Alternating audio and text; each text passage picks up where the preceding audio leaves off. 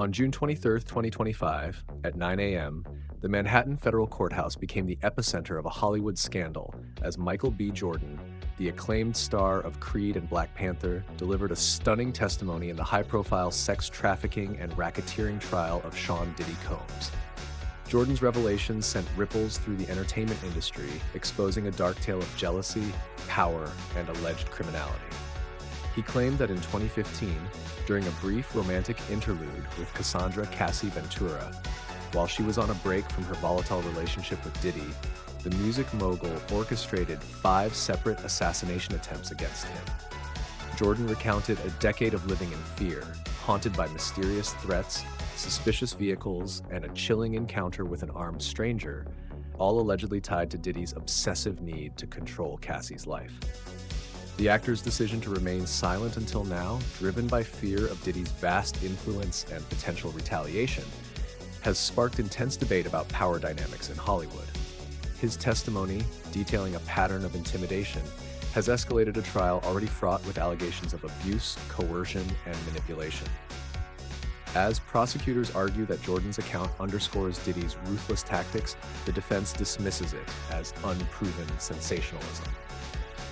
With public fascination at a fever pitch, questions loom. How far would Diddy go to maintain dominance? Could Jordan's courage reshape the narrative of this trial and spark a reckoning in the industry? As the case unfolds, it lays bare the cost of unchecked power and the bravery required to confront it. The Manhattan Federal Courthouse buzzed with tension as Michael B. Jordan, a Hollywood powerhouse known for Creed and Black Panther, took the witness stand in the explosive sex trafficking and racketeering trial of Sean Diddy Combs. Clad in a sharply tailored suit, Jordan's grave yet determined demeanor captivated the packed courtroom. He revealed that in 2015, while filming in South Africa, he sparked a brief, flirtatious romance with Cassie Ventura, who was then on a hiatus from her stormy relationship with Diddy. Our connection was light, respectful, and mutual, Jordan testified, noting that their dating was an open secret among industry insiders. Then came the bombshell. Jordan claimed Diddy, driven by consuming jealousy, orchestrated 5 chilling attempts on his life. I received anonymous warnings to stay vigilant, he recounted, his voice steady but heavy. He described being shadowed by unfamiliar cars in Los Angeles and a harrowing incident where an armed man approached him but fled after being noticed. The courtroom collectively gasped as Jordan detailed a life shrouded in fear, where trust in his surroundings evaporated. He admitted his decade-long silence was fueled by Diddy's formidable influence and the looming threat of retaliation, which he believed could destroy his career or worse. If corroborated, Jordan's testimony could pivot the trial, expanding its scope from allegations of sex trafficking to include attempted murder.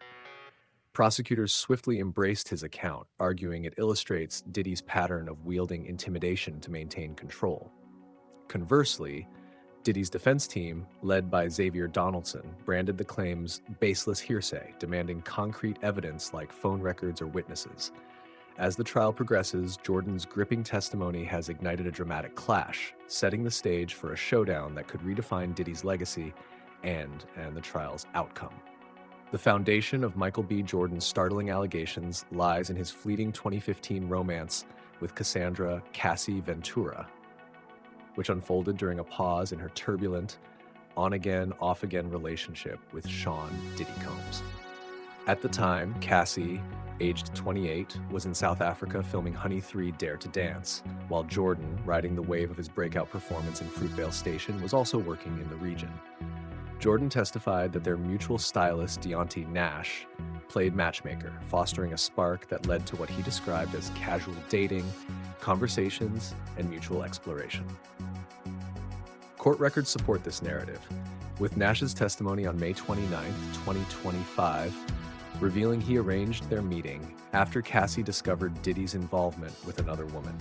She felt betrayed and humiliated, Nash explained, shedding light on Cassie's motivation to connect with Jordan. Though short-lived, the romance carried enough weight to provoke Diddy's fury, which Jordan claimed manifested as a perceived betrayal. Court-presented text messages revealed Diddy's intense confrontations with Cassie, demanding clarity about her relationship with Jordan. Jordan emphasized that their fling concluded on amicable terms, yet It unwittingly exposed him to Diddy's alleged vengeance.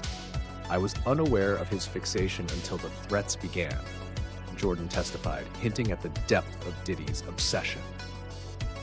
This segment of the trial underscores the volatile interplay in Cassie's romantic life, raising troubling questions about Diddy's apparent compulsion to control her personal choices, even during their separations.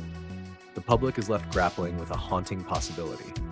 Was Jordan merely an unintended casualty in Diddy's bitter conflict with Cassie, or does his experience point to a broader pattern of dominance and retribution? As the trial unfolds, this brief romance remains a pivotal lens into the case's darker undercurrents.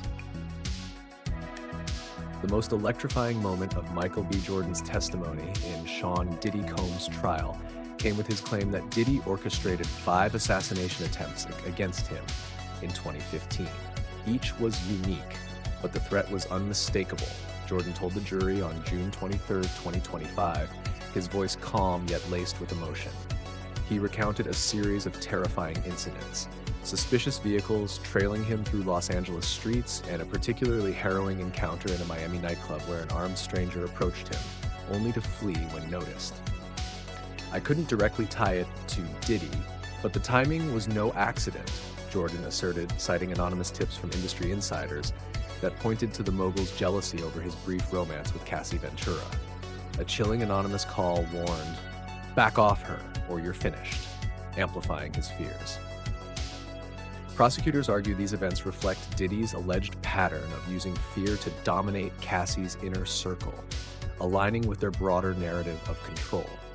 However, Diddy's defense, led by Xavier Donaldson, dismissed the allegations as outlandish fiction, demanding tangible proof like phone records, police reports, or eyewitnesses.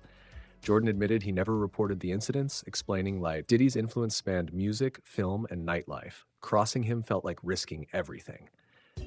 His silence, he said, stemmed from fear for his life and budding career. Supporters argue this reflects Diddy's formidable power, while skeptics highlight the absence of documentation, questioning the claim's credibility. Social media platforms, particularly X, are alight with debate, with hashtags like Justice for Jordan trending as users speculate whether Diddy, already entangled in serious charges, could have masterminded such bold acts. This segment of the trial has propelled the case into true crime legend, gripping a global audience with its dramatic stakes and unanswered questions.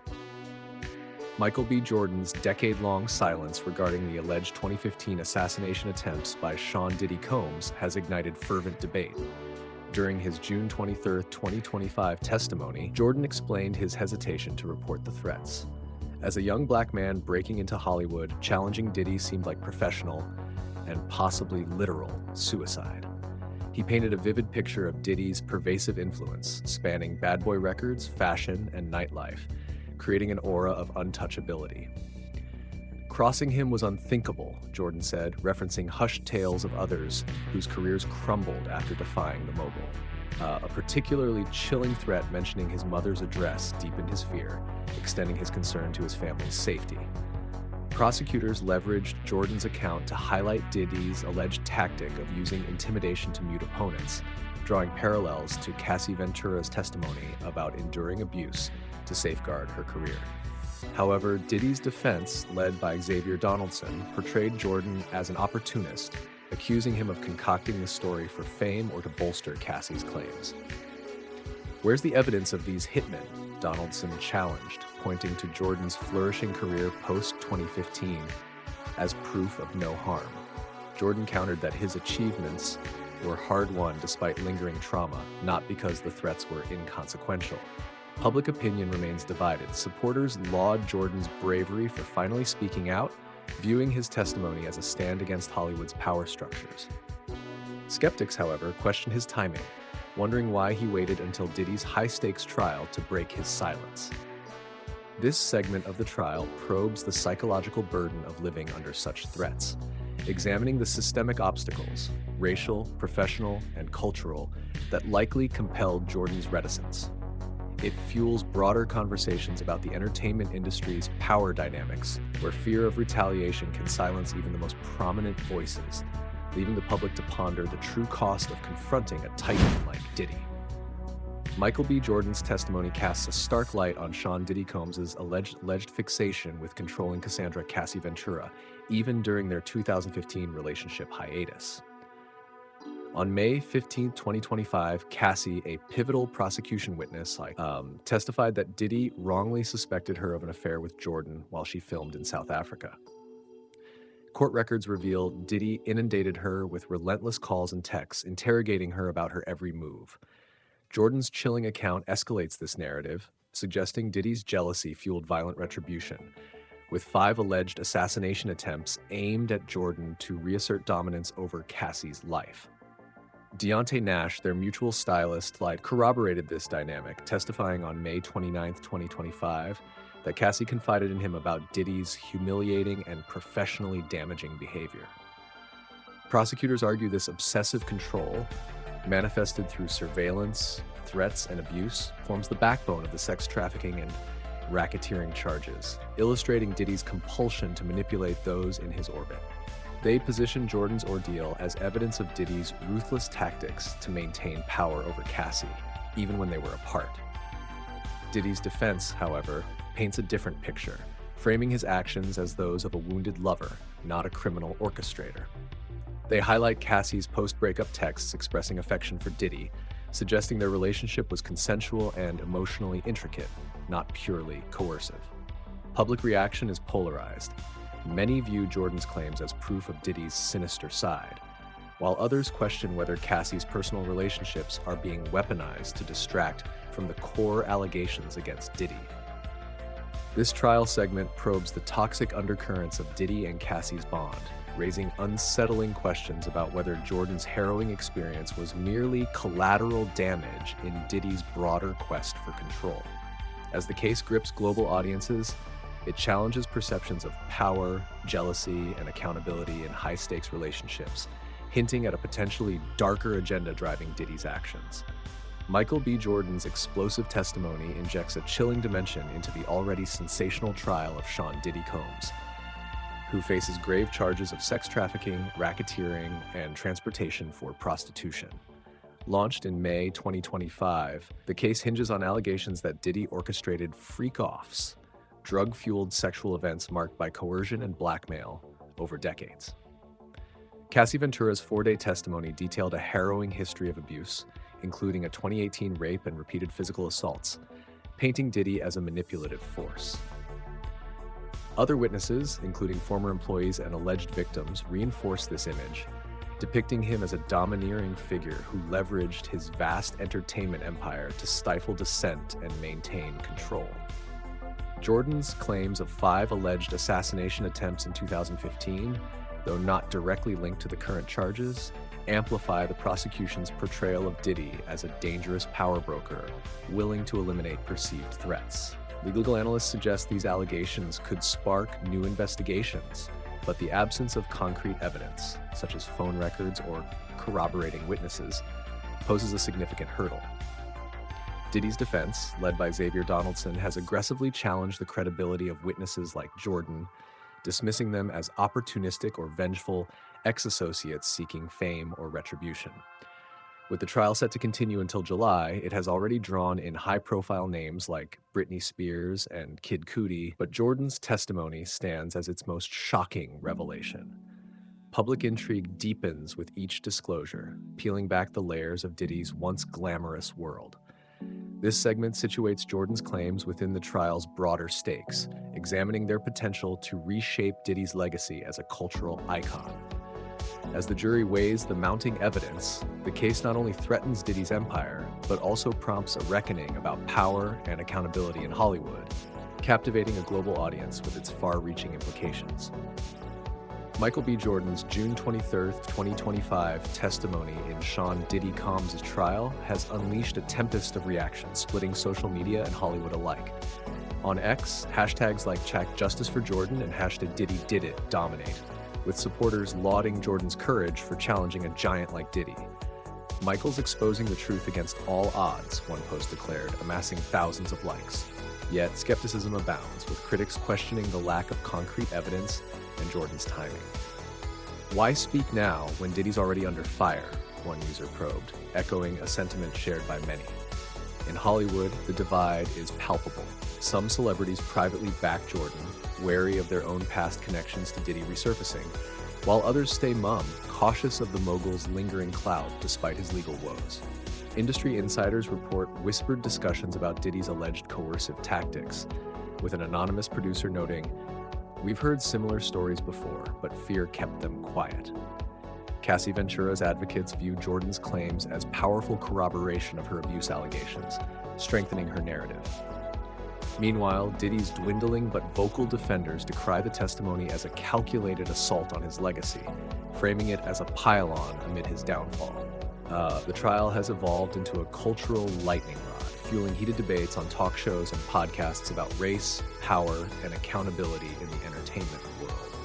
Jordan's bombshell has not only fractured public opinion, but also exposed Hollywood's reluctance to confront its role in shielding influential figures like Diddy.